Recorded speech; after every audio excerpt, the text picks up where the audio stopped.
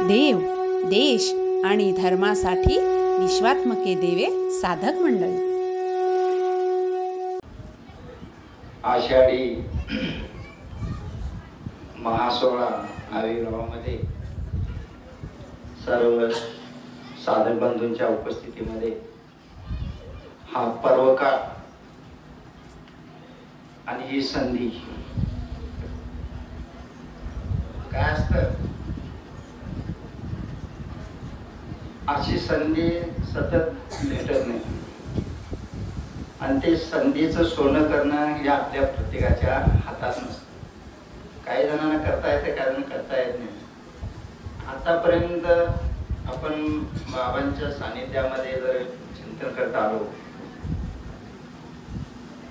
आजपर्यंत जे कार्य घडलं किंवा आपल्याकडनं घडवून घेतलं, आपल्याला कार्य करण्याची संधी उपलब्ध करून दिली, त्याची आता थोडी थोडी जाणीव झाली. म्हणजे कशी होती काय, हे परम भाग्यवानालाच प्राप्त होतं. त्याच्यासाठी परम भाग्यच लागतं, ते कुणालाही मिळत नाही. तर तुम्ही सर्वांना आपल्या विठ्ठलवाडीमध्ये जो बाबांच्या पुंतिचा जो सोहळा जो तुम्ही अनुभवला, ते आम्ही अजून देखील तिथं दृश्य पाहायला आले की एक अंतकरण भरून येतं. तिथं हे कसं घडलं, काय घडलं, त्यावेळी प्रत्येक आपल्याला काहीच वाटलं नाही, ते काहीच वाटलं नाही. पण आता त्याची जाणीव होत असताना कसं घडलं आणि कोण घडवून घेतलं आणि कुणाकडनं घडलं याची काय जाणीवच होत नाही. मात्र कार्य घडलं अक्षरशः आपल्या त्या विठ्ठलवाडीमध्ये. जसं या बाबांच्या भजनानं, बाबांच्या चिंतनानं आपलं शरीर जसं उत्तेजित होतं, तन्मय होतं, तसं त्यावेळी तो जो सोहळा झाला ना, असं वाटत होतं पूर्ण गाव सगळं असं उत्तेजित होत होतं, तेजोमय होत होतं. आणि खरोखर एक बाबांनी त्या चिखलीच्या महावैष्णवामध्ये उद्बोधन केलं होतं की ज्या ठिकाणी असे महावैष्णव मेळावे होतात, त्या ठिकाणी कृष्ण विवर तयार होतो. त्यावेळेला कृष्णवर तयार होतं आणि म्हणून त्या कृष्ण विवरामध्ये जो सामील होतो ना, त्याला तो अनुभव, ती प्रचिती येतीच. आणि म्हणून बाबा त्यावेळी त्या चिखलीमध्ये सांगत होते, हा धर्म मंडप सोडून कुणी बाजूला बसू नका, या धर्ममंडपाच्या बाहेर कोणी बसू नका, आत बसा. त्यावेळी सांगत होते, त्याची जाणीव होती. तसं आपल्या विठ्ठलवाडीमध्ये पूर्ण गाव सगळं असं कृष्णविवर तयार झालं वाटत होत, नाही का. आता हे जे अनुभव येतात ना, हे कुणामुळे येतात हा विचार करायचा. कुणामुळे येतात? देवामुळे होतात की आणि कुणामुळे होतात का आपल्यामुळे होतात, कशामुळे होतात? आणि म्हणून जास्त वेळ घ्यायचा नाही, आता वेळ झालेली आहे, पुढचा कार्यक्रम आहे. तर शेतूमध्ये बाबांनी सांगितलंय, थोर भक्ती असेल ते कोणची आहे? सद्गुरु भक्ती थोर आहे. आणि हीच थोर भक्ती आवडते तेव्हा म्हटले. मग तीच भक्ती का थोर सांगितल्या? कारण का त्याच्यामध्ये शेतूमध्ये अनेक ठिकाणी सांगितलंय, इतर देवी देवता जे आहेत ना, ते एका सद्गुरूचे काय अंश आहेत. अंश, एक अंश रूपानं कार्य करतात. इतर जे देवदेवता प्रत्येक जण मानतो नाही का, आम्ही त्या देवाला मानतो, आपण ह्या देवाला मानतो, त्या देवाला आमचं काय, त्या देवा आमचा लय कडक आहे, तो देव आमचा लय उपिष्ट आहे, तो आमचा देव लय कृपाळू आहे, की त्या देवाला हे लागतं, त्या देवाला ते लागतं. हे जे म्हणतो ना आपण, ही आमची मनाची एक भ्रामक कल्पना आहे, भ्रामक. आणि या भ्रामक कल्पनेमधून बाहेर काढायचं जर कोण काढतं ते सद्गुरू आहे. म्हणून सद्गुरू भक्ती श्रेष्ठ आहे. कारण काय, हे इतर देवतांची अंश आहेत हो. मग विचार करायचा आपण, ते जर हे सद्गुरूचे का अंश आहेत का, सद्गुरूच्या इतर देवताचे एक अंश आहेत, मग त्यांच्याकडनं कार्य किती होत असत आणि सद्गुरूंच्याकडनं कार्य किती होत असत याचा विचार करायचा काय. आणि हे बाबाने शेतूमध्ये तुम्ही आता वाचन जरा करा, म्हणजे सगळं वाचन होत नाही. आता ते प्रवचनमाला भगवद्गीता शेतू तुम्ही संत माफीची ग्रंथ आहेत ना, मला असा अनुभव आला, मला असं वाटतंय आपण म्हणतो ना या प्रकरणात मी बोलणार आहे, या प्रकरणात बोलणार आहे, या प्रकरणात विचार करणार आहे, परंतु एका प्रकरणात चिंतन करून तुम्हा आम्हाला त्यातलं काही ज्ञान होत नाही. का सांगतोय तर तुम्ही संत मायबाप मधले तुम्हाला सिद्धांत संग्रहामध्ये त्याचं उत्तर मिळेल, भगवत शेतूमध्ये मिळेल, किंवा भगवत भावामध्ये मिळेल, किंवा विश्वात्मकी देवी मिळेल. मला ते वाचते वेळी अंगाने शहार यायला ते प्रवचन, मला प्रवचन टाकलं म्हटल्यानंतर बघितलं मी ते शेतूमध्ये सद्गुरू भक्तीचं सांगितलंय आणि प्रवचन मालामध्ये त्या सद्गुरू मी त्याचं असं वर्णन केलंय काय म्हणजे बोलताच येत नाही त्याच्यावरती. म्हणून ज्ञानेश्वरी सुद्धा अशी आहे, एका ओळीवरती एका अध्यायातलं तुम्हाला तिथंच त्याच ओळीवर चिंतन करून तुम्हाला आम्हाला काय करणार नाही. त्या पहिल्या अध्यायाच्या ओळीचं तुम्हाला 11व्या अध्यायामध्ये पर्यंत हे मिळेल उत्तर, असं सगळी कनेक्ट आहे. तसं बाबांचे जे वाङ्मय आहे ना, हे आपल्या समोर आलेलं आहे, हे सगळं एकमेकात साखळे आहे असे. आणि असं चिंतन आपल्याकडनं व्हालं तर आपल्या सगळ्या गाठी उकळत जातात. एका सद्गुरूचे इतर देवता अंश आहे काय. आणि ज्ञानेश्वरीमध्ये सुद्धा त्यांच्याकडे केवढं केवढं कार्य होत आहे. ज्ञानेश्वरीमध्ये 9व्या अध्यायामध्ये पोहे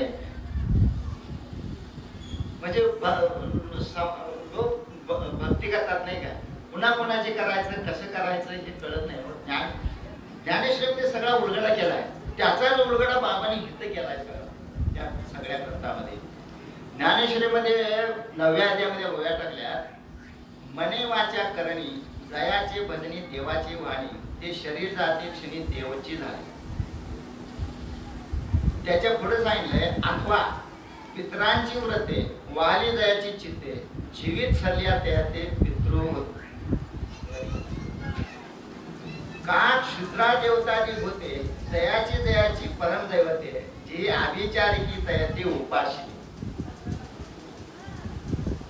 आता सगळेजण म्हणतोय आपण देवाचं भजन करून देव प्राप्त व्हायचं आहे, देवात सामील व्हायचं आहे, देवात विलीन व्हायचं आहे. पण तो हा जर विचार केला सद्गुरूंच्या भक्तीपुढं, हा सुद्धा विचार कमी पडतो ना.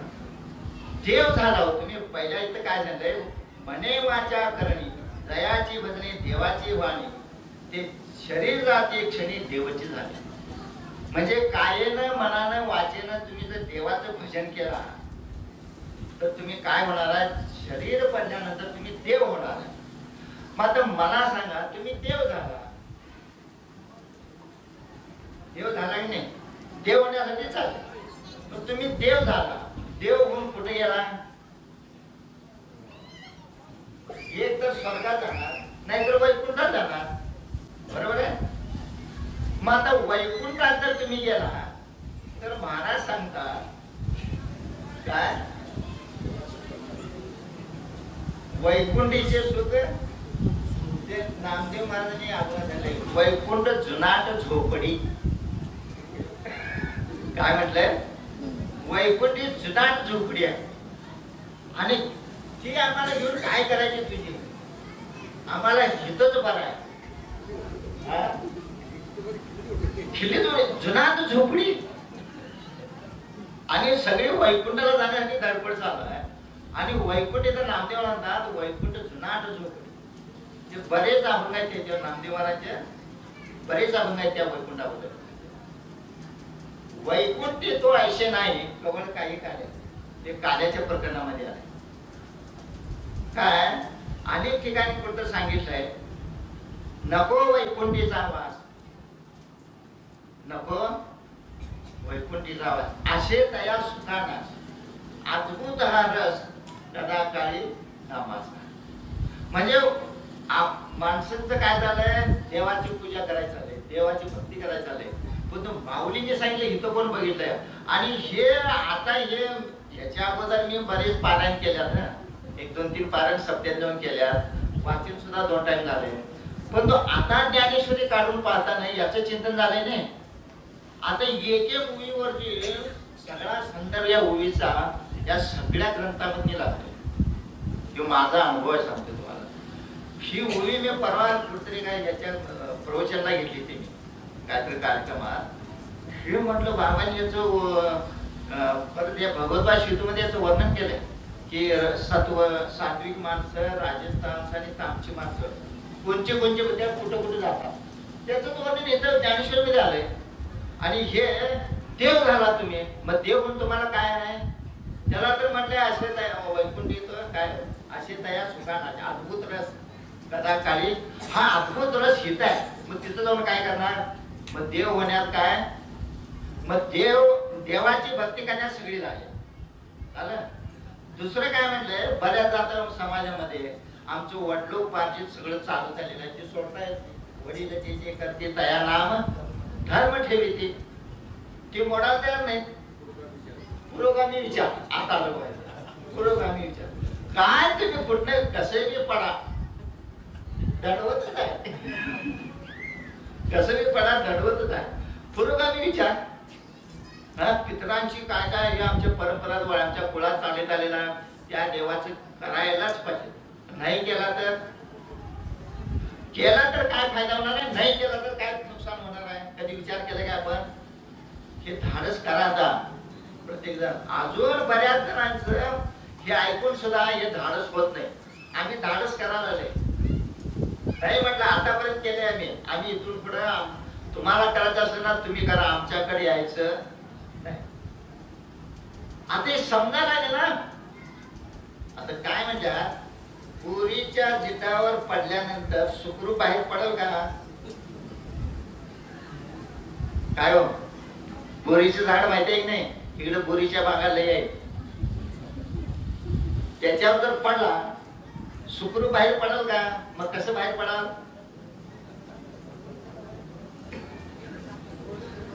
कुठं कुठं फाटल सांगता येते.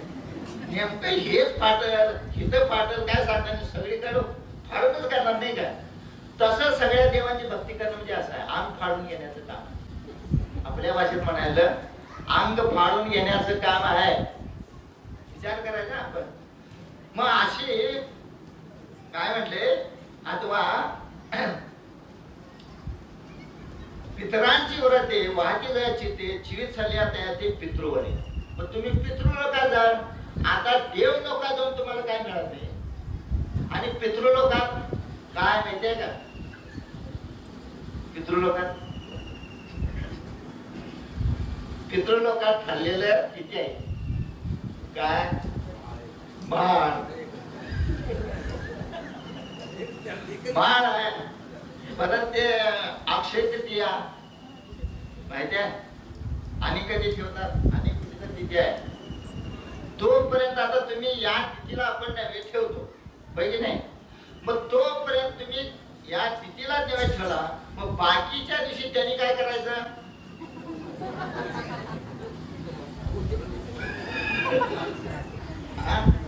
मग त्याला ते भूक लागली का चहा पाहिजे काय नाश्त्याला या काहीच नाही.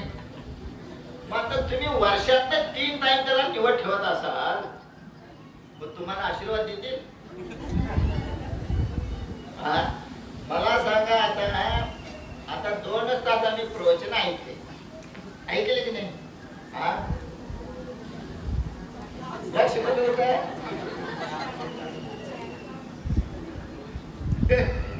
प्रवचन असे पाहून थांबवलं चहासाठी. त्यासाठी आपलं असं होतंय. मग आता ते पितर जे देव आहेत ना, वर्षात 3 टाइम आम्ही नैवेद्य ठेवणार. कावळा शिवला तर बरं.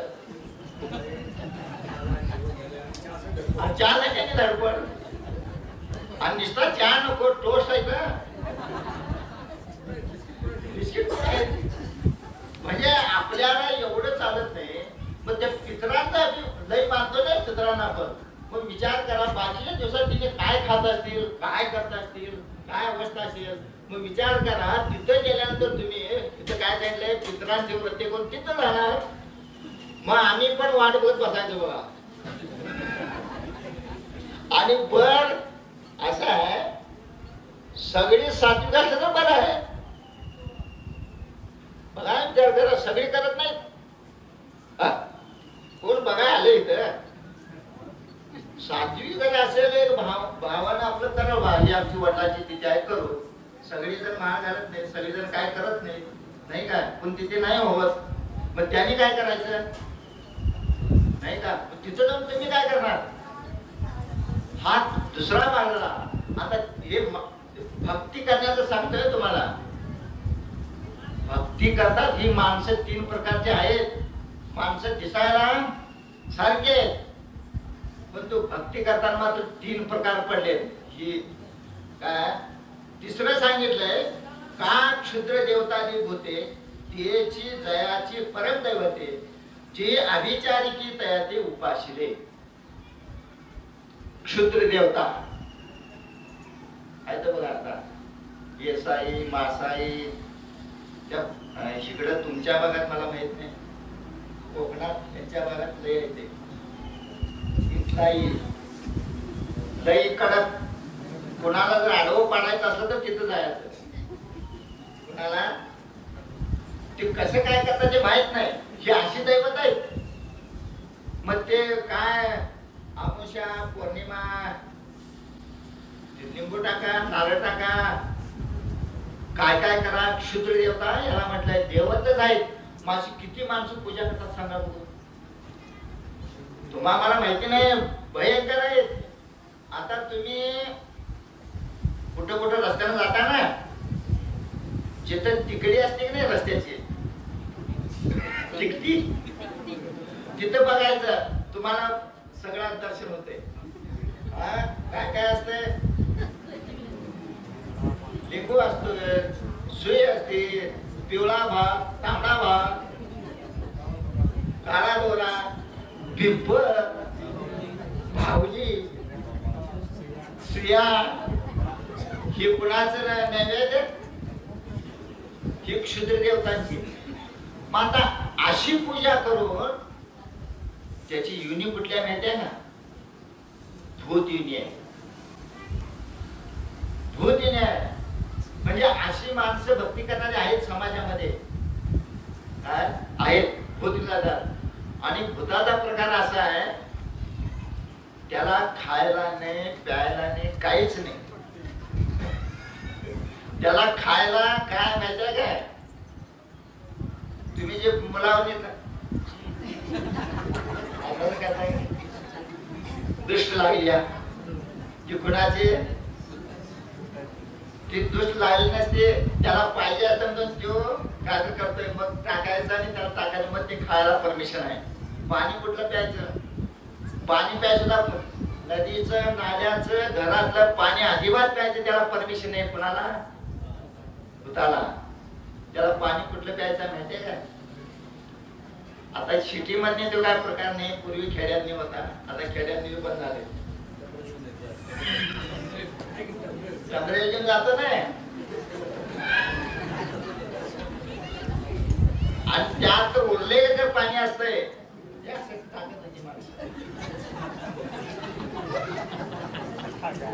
उरलेलं पाणी टाकलेलं असतं ना, त्या टाकलेला पाण्याचा अधिकार त्या भूताचा आहे. तोपर्यंत त्याला पाणी नाही.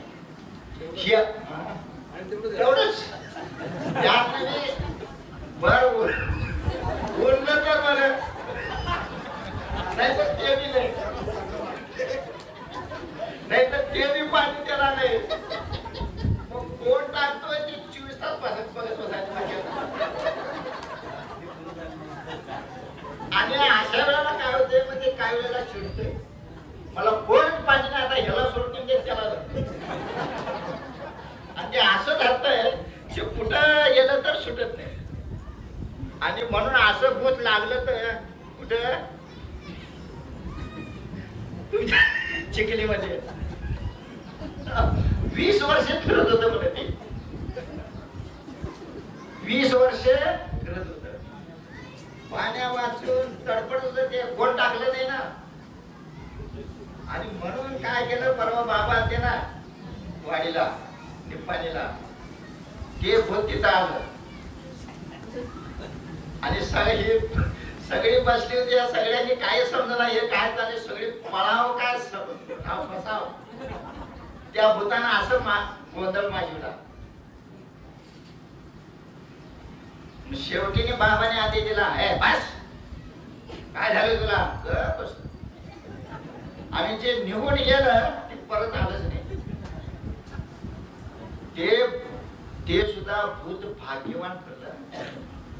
आता भूत जर भाग्यवान ठरत असेल, पश्चाताप झाला होता, रडत होते. असलं कधी ऐकलं नाही. हा काल ग्रंथात आणि पुस्तकातला आणि इतिहासातला नव्हा. सध्या परवा बाबा आले ते त्यावेळी एक घडलेलं आहे, सत्संगामध्ये घडलेलं आहे. ते पश्चातापानं हे करत होतं. 20 वर्षे महिन्याला बाळूमाला जात होत, तरी निघालं नव्हतं. 20 वर्षे जात होत ते स्वतः. मी मुलाखत घेतली त्याची.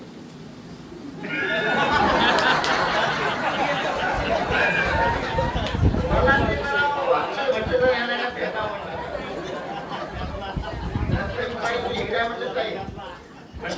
हे कसं काय झालं काय सांगायचं ना. मग त्यांच्या गावातच होत्या आमच्या सुदीप वाडकरांच्या बाई. त्यांनी मला अण्णा काय सांगायचं म्हणाल्या, आम्हाला काय समजणार ते, हिला काय करावं कुठं न्यावं काय समजणार. इतका त्रास दिला. 20 वर्षे सोसलंय म्हणजे 20 वर्षे एवढं भोगलंय त्या बाईला. आणि आम्ही बी लई भोगले मला. एवढा त्रास झालाय. आणि महिन्याला यटापट्टी चालू होती. आणि त्यांनी खरंच त्या भूताने काय केलं माहितीये काय, त्या 6 महिन्याच्या अगोदर नाम घेतलं. तर त्या भूताने काय केलं, ते काय त्रास होते म्हणून त्याला बुद्धी सुचली. कुणाला काय कशाची, नामाची, नाम घ्यायची बुद्धी त्या भूताला सुचली. भूताला सुचली हो. आणि ते ना उद्धार करून घेतला. आता बाबाने आम्हाला ते ह्याच कोणते शंकर महाराजांचं ग्रंथ आम्हाला वाचायचे. याच्यामध्ये आता ह्याचा उलगडा होता. धनकडी शंकर महाराज.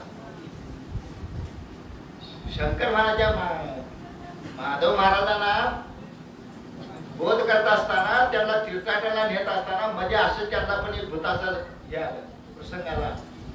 ते कुणालाच ऐकत नव्हतं. मोठमोठे मांत्रिक बसले आणि तिथे शंकर महाराज तिला कोपऱ्यात बसले होते. एकटा मांत्रिका बोलतो, मोठा मांत्रिक होता, भगवे कपडे घातलेला असा येऊन बसला. मांत्रिका बोलत काळा म्हटलं भूत गेलं. मांत्रिक गेलं पुढं. काय म्हणतो मी त्याला दडा झालं. त्या भूताना असं जे तापात माझ्या हातने काय होत आता सुटायचं कसं.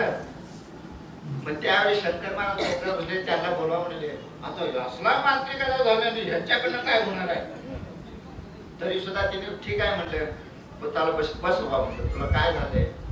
काय म्हटलं, मला ते नव्हतं. मागच्या जन्मात लई पिटलंय, लई त्रास दिलाय, मी लई भोगलंय. आता मी ह्याला सोडणार नाही, ह्याला घेऊनच जाणार.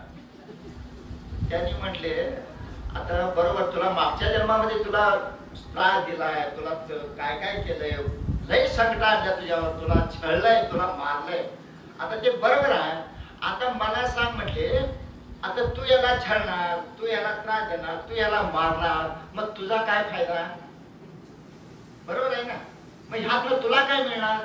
मग ते खूप विचार करावा लागला. बरोबर आहे, हे झालंय ते बरोबर आहे. आता मी करायला बरोबर आहे आणि ह्याने सांगतात ते पण बरोबर आहे. मला काय यातनी मिळणार. मग आता काय करू. मग असं कर म्हटले, हे तुझ्या कर्माचा संबंध आहे. तू ते गेल्यामुळं तू त्या युनीला गेलायस. मग आता परत तुला त्या युनीत जायचं आहे का? सोडून दे म्हटलं त्याला, सोडून दे. आणि हे तुझ्या कर्माचं भोग आहे म्हणा. ते म्हणाल मी ह्याच्या अगोदर देखील अशी लय कीर्तन प्रवचन लय ऐकली की महाराजांची, आणि असं मला कोण सांगितलं नाही आजपर्यंत की तुमचं बरोबर आहे. मग तुम्ही म्हणताय ना जातो सोडून, गेलो सोडून, माहिती आहे तसंच परवा निपाणी झालं. म्हणजे काय सांगतोय, भूतीने जायचं आहे का? शीत यांची पूजा अर्चा करून ध्यान ध्यान करून जायचं आहे का? मग देव होऊन तुम्हाला हे मिळणार आहे, पितरांची व्रते पण तुम्हाला हे मिळणार आहे, बाकीच्या देवदेवतांची पूजा पण तुम्हाला हे मिळणार आहे. मग तुम्हाला मिळणार काय आता? मग तुम्हाला करायचंय काय? आणि म्हणून या शितूमध्ये सांगितलंय थोर भक्ती कोणत्या ती सद्गुरु भक्ती आहे. सद्गुरु भक्ती अशी आहे, आता त्याचं वर्णन प्रत्येकाने केलंय सकाळच्या अभंगातून. माझ्या विठोबाचा कैसा प्रेमा, छान सुप्रियाताने त्याचं विवरण केलं, अगदी तंतोतंत आहे. म्हणजे मला सांगितलं तुम्हाला सगळे देव देवता एका सद्गुरूचे अंश आहे. सगळे जण त्यात आले. मात्र देवताची पूजा करायची सद्गुरूची पूजा करायची. मग म्हणून माऊलीने उभी टाकला नाही, म्हणून कैसे मूळ सिंचने शाखा पल्लव संतोषी. बाकी काही टाकायची गरजच नाही. तिथं टाकला सगळीकडे पोचतंय. मग आता ह्यात आपल्याला काय करायचं आहे? हा, ह्या उर्मीला सोडून सगळं चाललंय. तुम्हाला मला सांगायचं काय होतं, हे ज्ञानेश्वरी मध्ये सांगितलंय हे केला तर तुम्ही असंच होणार आहे. आणि माऊलीने काय केलंय, ते ज्ञान पाहिजे भरवे जरी म्हणे आत्या नावे तरी संताया बजावे. मग या सगळ्यांना सोडून ते ज्ञान काय आहे श्रेष्ठ. मग ते ज्ञान कुठं आहे? मोठके गुरुमुखी उजायचं असे, हृदय स्वयंभूची असे, प्रत्यक्ष खावं लागेल तैसे अपेक्षाची. पण ते हिथं पण कोण जात नाही ना, हिथं पण कोण घेत नाही काय. मग या भक्तीला तुम्हाला काय प्राप्त करायचं आहे? आता ही देवताची भक्ती झाली, मग सद्गुरूची भक्ती आपल्याला करून तुम्हाला काय मिळवायचं, आपल्याला काय मिळवायचं? ह्याच्यात नंतर आता बघितलं आपण देव गुण काय, स्वर्गात वैकुंठात गेले तर त्यांना काय हे नाही. स्वर्गात गेला तर काय म्हणतात, स्वर्गीचे देव काय म्हणाले, स्वर्गीचे अमर इच्छितादी देवा मृत्यूलोकी व्हावा जन्मामा. ही लोकीचा देव देव इच्छितादी पाये धन्य आम्ही जन्मालो, दास सद्गुरूचे झालो किंवा दास विठोबाचे झालो. तिथल्या देवांची अवस्था ही आहे. त्यांनी हित याला मागायला तिथं काय नाही. मग हित काय आहे मागायला? बाकी ठिकाणी तुम्हाला कुठल्याही क्षेत्रात कुठल्याही युगात कुठल्याही काळात कुठल्याही लोकात गेला तर संत सेवा आणि सद्गुरु सेवा कुठेच नाही. ती भक्त आणि भक्त या मृत्यू लोकात. आणि तिथं जरी असले, या इथं जरी असले तर इथं सुद्धा तुम्हाला ते मिळणं हे दुर्लभ. काही गोष्टी दुर्लभ आहेत. मनुष्य देह मिळणं दुर्लभ आहे. दुर्लभात आता याचं वर्णन करावं म्हटलं तर 4 तासात तरी पुरवणार नाही. मनुष्य मिळणं दुर्लभ आहे. एक योनी कोटी कोटी फेरा मग लागे मनुष्य देहाचा वाना म्हटलंय. बर मनुष्य देह मिळाला, दुर्लभाने मिळाला, पण तुम्हाला सगळं सशक्त ठेवणं दुर्लभ आहे की नाही? आता तुम्ही इथं बसलाय नाही काय, येऊन बसलोय आपण, कशाच्या जीवावर बसलोय? हे सगळं उत्तम आहे ना. दिले हंद्रिय हात पाय कान डोळे मुख बोलाय वचन जेणे तू जोडशी नारायण नाशे जीव. पण हे सगळं व्यवस्थित दिलंय हे दुर्लभ आहे. आता बऱ्याच जणांना कुणाला हात नाहीत, कुणाला पाय नाहीत, कुणाला पाय नाहीत, कुणाला डोळे नाहीत, कुणाला कान नाहीत, कुणाला काय काय नाही, आहे की नाही? मग हे किती दुर्लभाने भेटतंय बघा. हे कुणामुळे भेटलंय हे दुर्लभ आहे. बाकीचं तर सोडा, बाकीचं तुम्हाला भक्ती करायचं हे दुर्लभ आहे. एक एक दुर्लभ सांगायला तुम्हाला. आणि त्यात तुम्हाला आता जगामध्ये जर बघितला, आता सगळ्याच नाही माहिती आहे, गुरु म्हणणारे किती आहेत. आता परवा ते बाबा सकाळी काय काल सांगितलं बाबांनी की कुणाचं नारायण युपी मध्ये गुरु 1,00,000च्या पुढे लोक समाजचा मला होता बडे बाबा. आणि काय करावं लागलं, अहो रस्त्यानं जसं कुत्री माणसं गाडी खाली येऊन जाऊन मरतात ना, तसं त्या त्या भक्तांची अवस्था झाली. पाणी घालायला कोण नाही. त्यांचा आक्रोश बघितला टीव्ही वरती आश्चर्य वाटत होतं. कशासाठी गेले होते आणि तरी सुद्धा ती म्हणतात हमारा बाबा, हमारा बाबा. आता काय डोकं पडावं यांच्यापुढं. म्हणजे ही अवस्था आहे. म्हणजे हे दुर्लभ किती आहे बघा, हे दुर्लभ आहे. आणि त्यात हे दुर्लभ आहे, असे महात्मे भेटणे दुर्लभ आहे. हे सद्गुरू भक्ती श्रेष्ठ आहे, बरोबर आहे, पण ते मिळाली पाहिजेत ना. मिळाली तर, नाही मिळाली तर ठरलेलं आहे ते. वर आता सांगितलं तसं डिस्पॅच होणार आहे. काय आधे उधर जाओ, आधे उधर जाओ, बाकी सब मेरे पीछे आओ. आता आमचं इकडे लावून दिलं, आम्ही तिकडे लावून दिलं, मागून अरे कहा गए, कुछ भी नाही. तसं काय त्याला बाबाने एक दृष्टांत नेलाय. बुडालेले, बुडवणारे, उठलेले.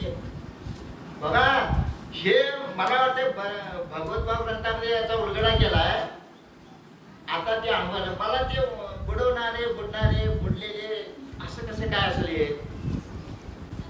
असं कसं वाटत होतं. आता त्याची प्रचिती आला की बघा, हे बुडवणारे आहेत की नाही स्वतः बुडले. आता बाकीच्या नावे मी एकटा बुडणार नाही, बुडलो तर लाखांना घेऊन बुडणार. ही अवस्था चालली. अहो जो विचार करायच्या या ठिकाणी फार अवघड आहे, खरोखर अवघड आहे. मग नेमकं कुणाच्या मागे जायचं. गुरु भक्ती का सद्गुरू श्रेष्ठ का सांगितलं एवढ्या ते सांगितलं. तर ते काय करतात, तुम्हाला ते योग्य ते ज्ञान देतात.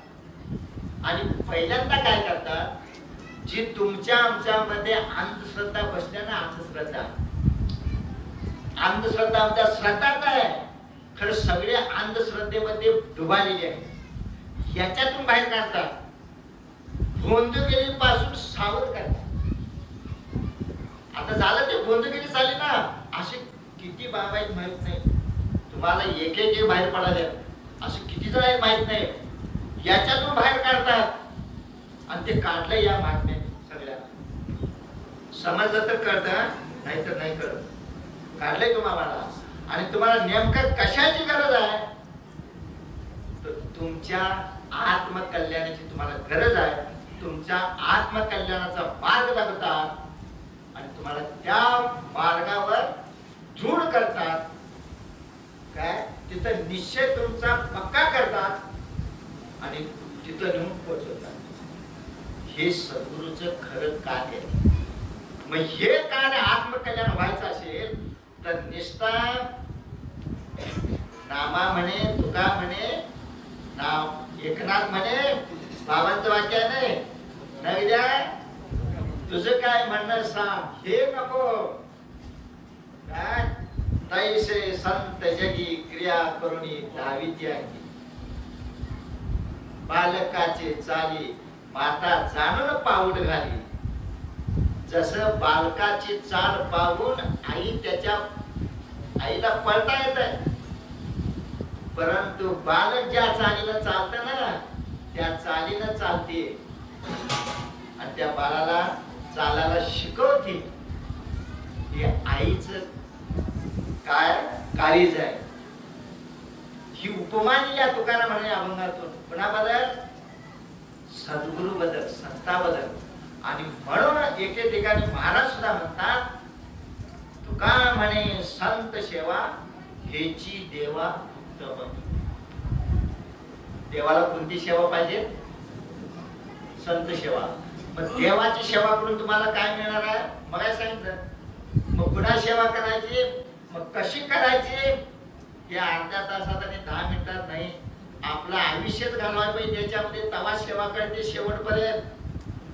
नाहीतर आता झालंय आम्हाला सगळं उर्शी संवर्धन केलंय, बाबांचं भजन करायलंय, सकाळी सांगितलं, सुटलंय असं समजू नका. काय एवढ्यावर झालं नाही, शेवटपर्यंत ही संत सेवा घडत राहिली पाहिजे. आणि ती कशी घडली पाहिजे याची शिरी तिथं बाबाने तुम्हाला घालून दिल्या, आणि त्याप्रमाणे प्रत्येकाला जायचं आहे. कारण का शेवट काय सांगता येत नाही. शेवटपर्यंत असं धडपड धडपड धडपड चालू असते, माहितीये का? कुठं जाऊन पोचते सांगता येत नाही. ही अशी कधी अडचणी सांगता येत नाही आपल्याला शेवटला, माहितीये? ही आपण जरी याद करत असेल तरी असे गोंधळगिरी कधी भेटतील सांगता येत नाही. काय कवा देव स्वप्नातील हे सांगता येत नाही. कवा कुठलं पितर कधी उठून बसेल सांगता येत नाही. कुठलं भूत कधी मध्ये येईल सांगता येत नाही. मग या सगळ्याला उपाय काय? मग कसं काय करायचं? काय खरोखरच प्रयोजन आणि नियोजन ह्याला म्हणतात ना, महात्म्याचं ज्ञान. ह्या सगळ्या एकच मात सांगितलंय बाबाने, आणि ते म्हणजे सद्गुरु भजन. ह्या भजनामध्ये बाकी मला किती सांगा येतं ह्याला महत्व नाही, तुम्ही किती काम करता ह्याला महत्व नाही, पण सद्गुरूचे जे भजन आहे ना, या भजनामध्ये सगळं सामावलं जातं. सगळं सुख दुःख संकट, तुमचं सुखाचं सुख सुद्धा चांगलं नाही आणि दुःख सुद्धा चांगलं नाही, पाप सुद्धा कामाचं नाही आणि पुण्य सुद्धा कामाचं नाही. ह्या स्थितीला आणून ठेवणारी म्हणजे ती सद्गुरु भक्ती आहे. आणि ती भक्ती आम्हाला प्राप्त करायची. बाकी देवाचा संबंध काय आपल्याला नको आहे ना. हे तुम्हाला चिंतन कसं कळलं? सद्गुरु मी मासामध्ये मी पूर्ण लक्षात नाही राहिलं. त्या भगवतपाद शेतूमध्ये सद्गुरु मी मासा वाचा, काय त्याचं वर्णन केलंय माहिती आहे? जसं नाथाने केलंय ना भागवतामध्ये, तसं आपल्या भाषेमध्ये आम्हाला समजलं असं. तरी सुद्धा समजलं असं म्हणत जरी असलो तरी एक वाक्य सुद्धा मला वाटतंय ते कळायला सद्गुरु मी मामा मधलं आपलं आयुष्य घालवावं लागेल. एक वाक्य समजायला असं त्याचं चिंतन बाहेर पडायला. ही वस्तुस्थिती आहे. म्हणून ही सद्गुरु भक्ती श्रेष्ठ आहे. कुणाच्या नादाला लावू नका, सगळं सोडा.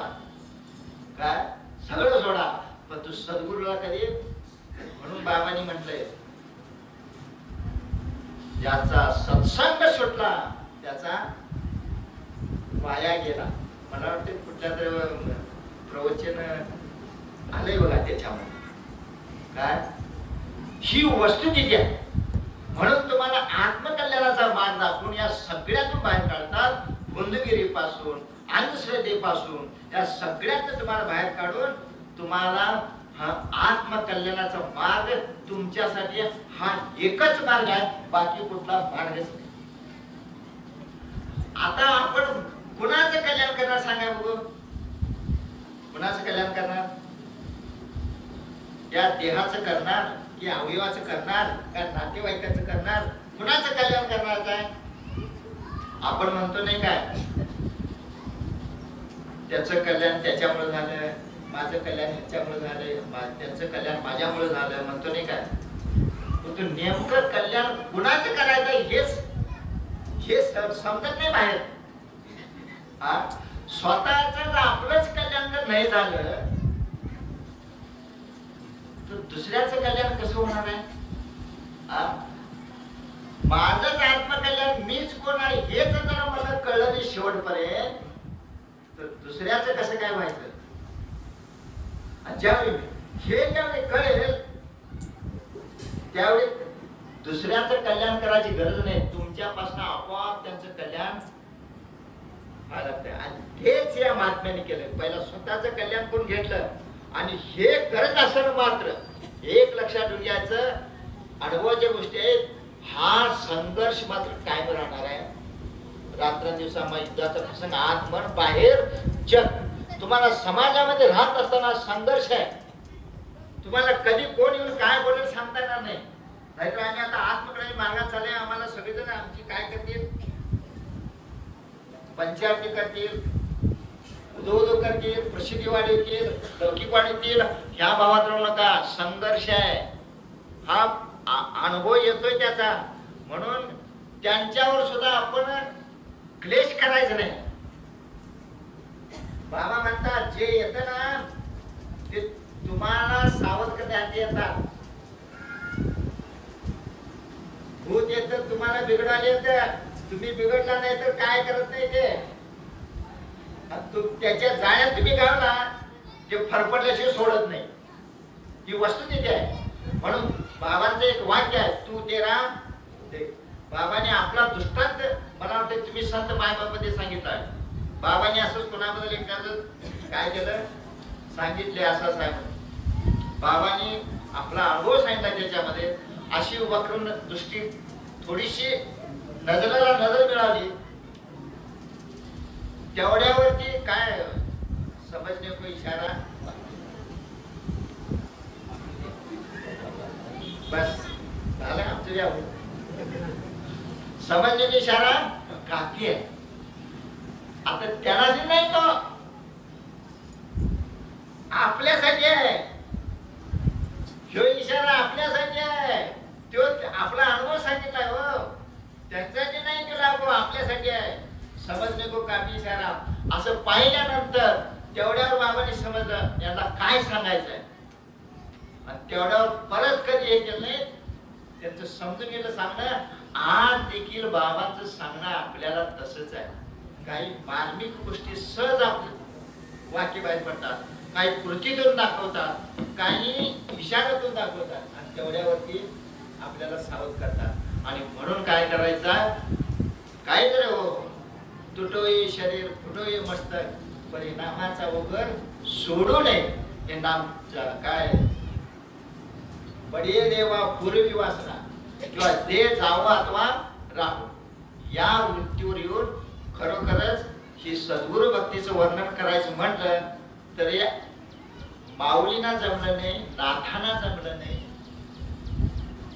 आणि आपले बाबा तर म्हणतात हे जे झालंय ना ते त्यांचं झालेलं आहे. आता आमच्या सारख्यानं तुम्ही आम्ही काय वर्णन करणार त्याचं वर्णन करू शकत नाही. त्याचा अनुभव मात्र घेऊ शकतो. ही पात्रता मात्र थोडी थोडी प्रत्येकाला बाबाने निर्माण करून दिल्या. आणि तोच अनुभव घेऊन आपल्याला प्रत्येकाला पुढे जायचं आहे, कार्यात रत व्हायचं आहे. आणि बाबांचा जो एजेंडा आहे ना, देव देश आणि धर्म हाच पत्ता घेऊन प्रत्येकाने तो आपापल्या ठिकाणी जसं मुंगीच्या पावलानं तो कार्य करत राहायचा, चिमणीच्या भावानं करायचा. आणि आपलं सुद्धा कल्याण करून इतरांचं सुद्धा कल्याण व्हावं हीच त्या सद्गुरूंच्या चरणी झालेली सेवा समर्पित करून इथं सेवेला पुण्य पुंडरी